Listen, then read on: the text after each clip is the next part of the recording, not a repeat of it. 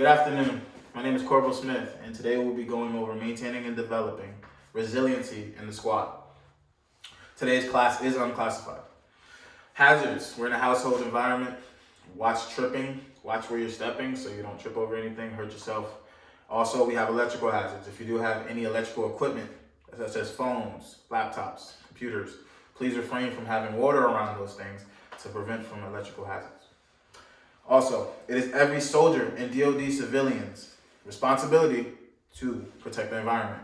Respect the environment, and the environment will respect you.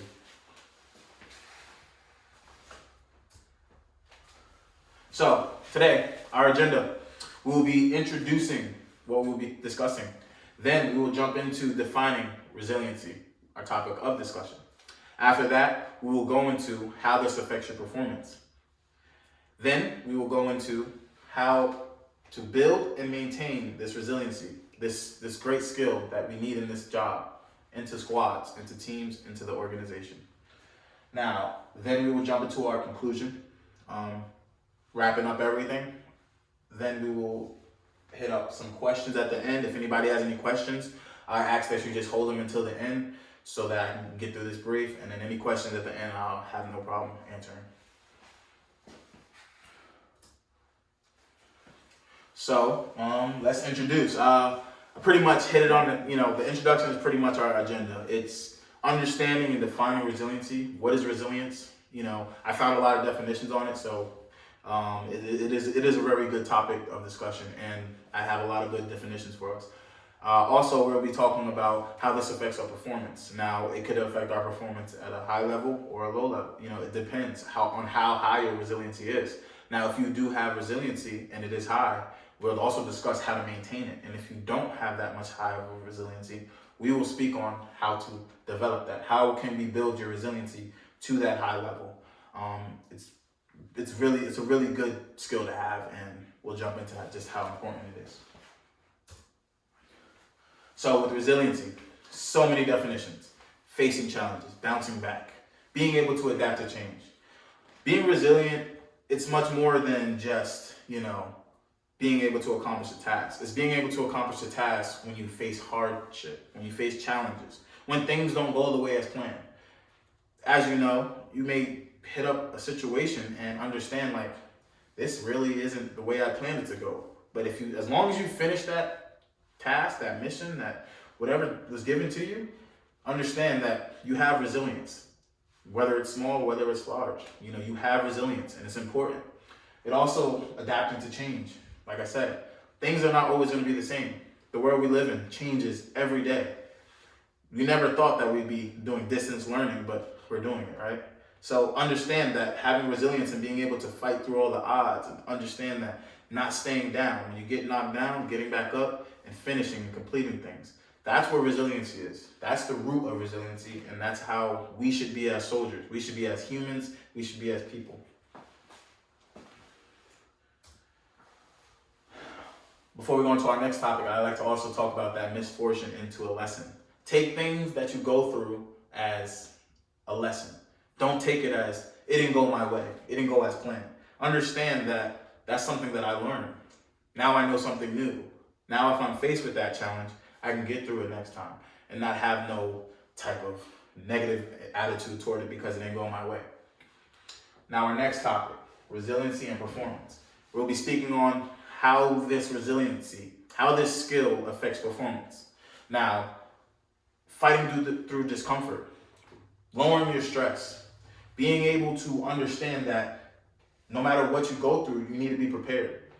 These are all very important, especially in like I said, our line of work, being in the military, you have to be resilient.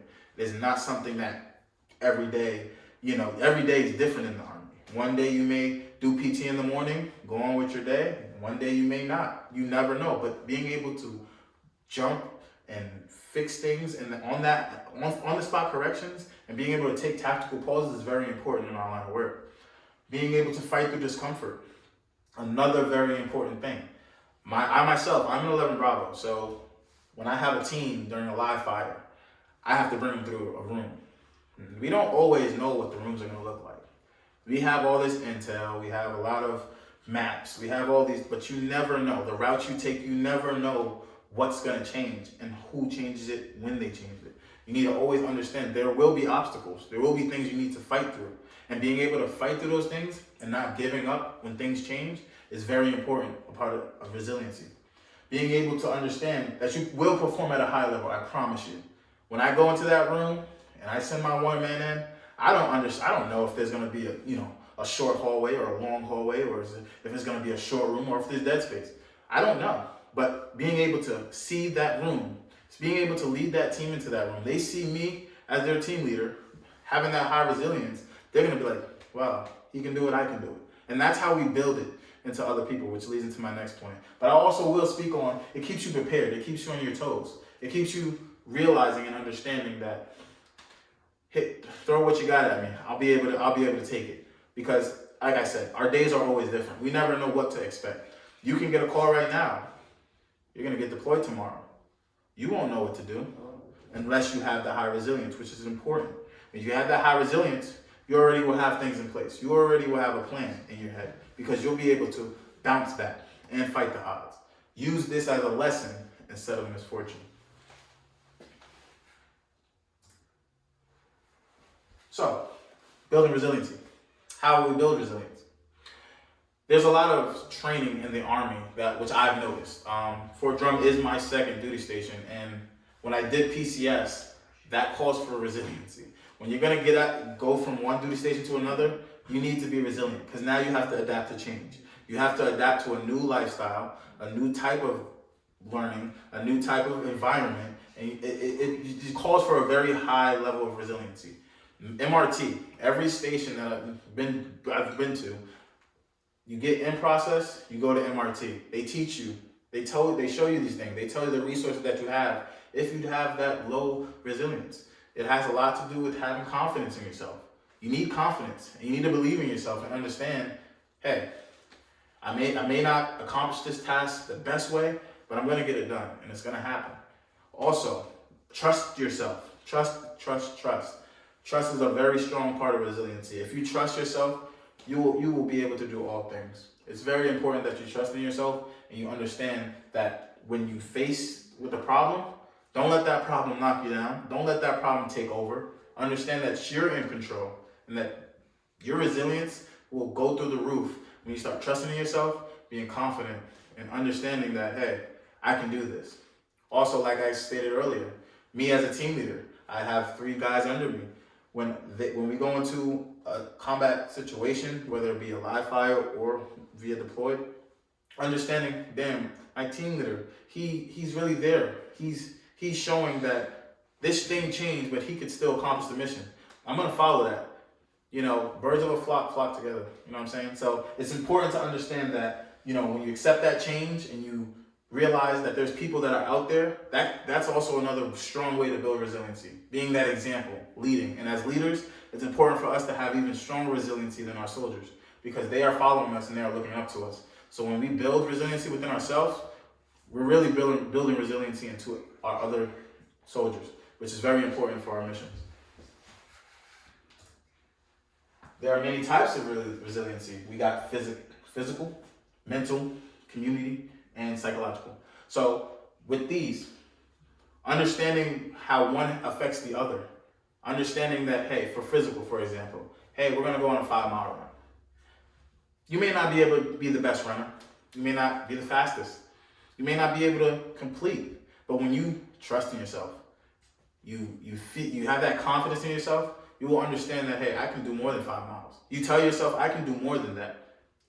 Let's run 10, you know what I'm saying? It's understanding that in that moment that you're told that you have to do something or things have changed, understanding that you can accomplish and go further than what you're asked to do, that's resiliency. And these types of resiliency all play a part in how we build our overall resiliency as a person and as a human being. Now, in conclusion, building and maintaining resiliency within a team, squad, and even an organization is essential to how work gets done. If we all have great resiliency, you won't know how much better and how much faster work will get done, because we won't be stuck. We will take that tactical pause and we will get that mission accomplished. We won't stop for 2 hours and think about it. It's on the spot corrections. It's taking that tactical pause and understanding this still needs to get done. It wasn't like I planned it, but we're gonna get this done. It also is enriching methods that can contribute to building and maintaining these skills. Now, like I stated, as leaders, we're the eye. Like, we have eyes on us. We have people watching us. We have people listening to us. Everything we do, soldiers will look at us and emulate. So if you have that high resiliency, you'll do nothing but build great and strong resiliency within your soldiers. Now, I also have a clip that I want to play, short clip that I want to play that shows when I have that low resiliency and I want to give up and I don't have that tough confidence, because resiliency does fluctuate. It's not always going to be high. It's not always going to be low. But that's why it's important to develop it, maintain it, keep it at that high level, keep it there where you can always say what you got next. You know what I'm saying? So I have this clip that I'm going to play.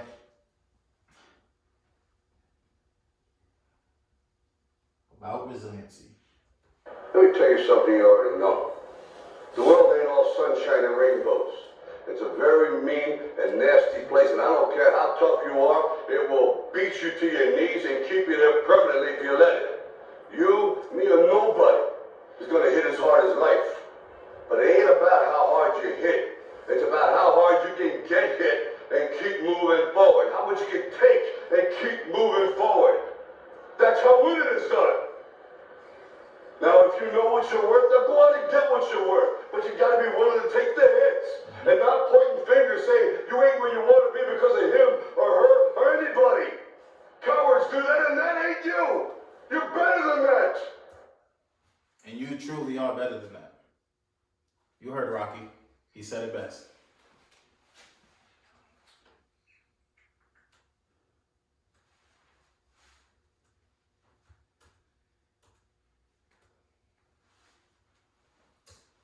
So now I'll open up. This is the end of the presentation. I'll open up questions. If anybody has any questions, be more than happy to help answer those questions. Questions?